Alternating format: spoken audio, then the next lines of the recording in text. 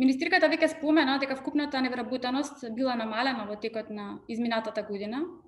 Меѓутоа, тоа се должи веројатно на намалување на женската невработеност, бидејќи статистичките показатели покажуваат намалување на женската невработеност од цели 4%, што покажува дека жените и понатаму се економски неактивни, односно дека оваа криза ја зголемила дополнително или ја продлабочила економската неактивност на жените на пазарот на трудот.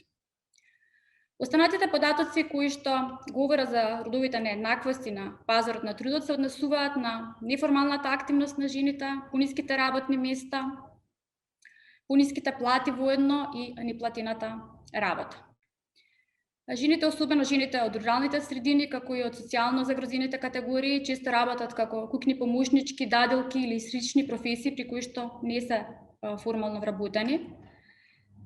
Некои студии покажуваат дека непријавената работа во Македонија изнесува дури 35% од бруто домашниот производ.